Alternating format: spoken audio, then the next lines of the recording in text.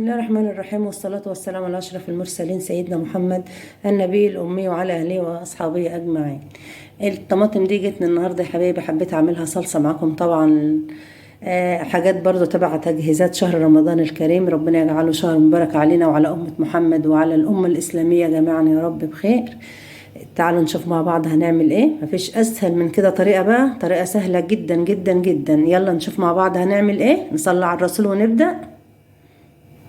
بسم الله الرحمن الرحيم، والصلاة والسلام على أشرف المرسلين سيدنا محمد النبي الأمي وعلى آله وصحبه أجمعين. ازيكم يا حبايب قلبي؟ عاملين ايه؟ يا صباح الفل، يا صباح التفاؤل، يا صباح الجمال على عيونكم، يا صباح الرضا. لازم نرضى يا حبايبي، احنا راضيين الحمد لله، والله راضيين بأي شيء ربنا يدهن احنا راضيين بيه. فالحمد لله البركة دي من عند ربنا. انا طبعا جاتني الطماطم دي، هنعملها طبعا صلصة مع بعض. ما شاء الله ولا قوة الا بالله العلي العظيم. انا طبعا دي لسه ما غسلتهاش، انا غسلت حلة تانية وحطيتها على البوتاجاز، بس حبيت نشوف دي مع بعض لان دي لسه ما اتغسلتش. طبعا انا بحط في الحوض، طبعا انتوا شاطرين الله اكبر عليكم، سواء حبايب قلبي ستات الكبيرة أو البتوتات الصغيرين ما شاء الله عليهم. طبعا بنعرف نغسل، بنعرف نقطعها. غسلناها مع بعض وحطيتها في الحلة بدون مية خالص. هنشوف الحلة اللي احنا عملناها مع بعض. نصلي على النبي يا حبايب قلبي، نصلي على النبي كتير. اللهم صل وسلم وبارك على سيدنا محمد وعلى آله وأصحابه أجمعين. تعال نشوف الحلة اللي احنا حطيناها كده تستوي قبل ما نغسل ده. الحلة التانية هي حبايبي غسلتها طبعا وحطيتها على النار بدون مية خالص. شوف المية اللي فيها نازلة من الطماطم اهي، وغطيت عليها. طبعا هنسيبها تستوي وهنعملها بالهاند بلندر. ما عندكيش هاند بلندر طبعا في الخلاط، حابة تفرميها في الخلاط قبل ما تحطيها عادي خالص. حابة تعمليها كده وبعد ما تخلصي اعمليها في الخلاط عادي خالص، مفيش اي مشكلة. كده هسيبها تستوي خالص وهنعملها مع بعض بالهاند بلندر. وهغسل التانية بقى احطها في حلة تانية جنب دي على البوتاجاز.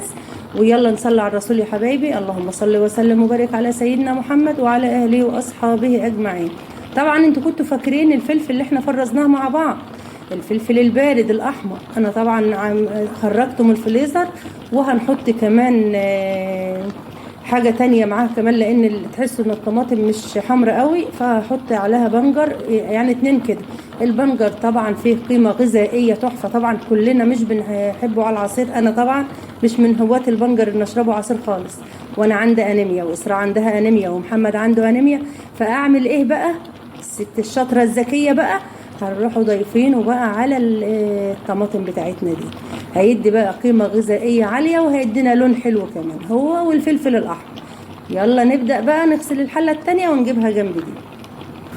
ادي الحلة التانية يا حبايبي اهي ما شاء الله.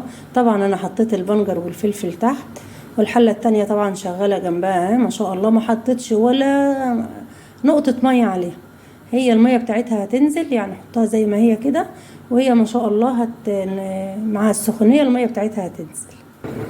بص يا حبايبي، حطيت طبعا على البوتاجاز، ودي طبعا جامدة اهي مليانة بقى ما شاء الله. هم طبعين اهم، هندخلهم بقى التلاجة وهنخلص بقى الكمية على النار وهنعملها بالهاند بلندر ونشوفها بعد ما نخلص نعبيها مع بعض. عايزة اوريكم الحلة يعني كده نشوف مع بعض احنا شغالين ازاي. حطيت طبعا تحت الفلفل اللي هو البارد، وحطيت البنجر. ماشي يا حبايبي. الحلة التانية شغالة ما شاء الله اهي. عملتها بالهاند بلندر وحطيتها تاني على النار ما شاء الله. هنحط لها بقى الملح بتاعها والزيت بتاعها ونخلص ونشوف هنكمل، نشوف هنعمل ايه تاني مع بعض. يلا نصلي على الرسول يا حبايبي، نصلي على الرسول كتير. لا حول ولا قوة الا بالله. البركة في البيت حلوة بذكر الله والله يا ولاد. وخلي توكلك على ربنا سبحانه وتعالى.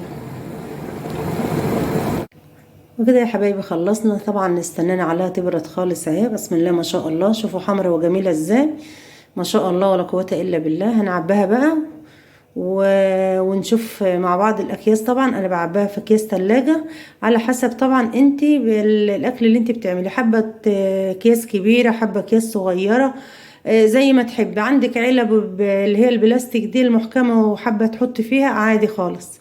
بس انا بصراحه بعمل انا اي حاجه بفرزها في اكياس التلاجة. هعبيها كده بقى ونرجع نشوفها مع بعض. وكده خلصنا يا حبايبي اهو، عبيناها ما شاء الله ولا قوه الا بالله، بسم الله ما شاء الله.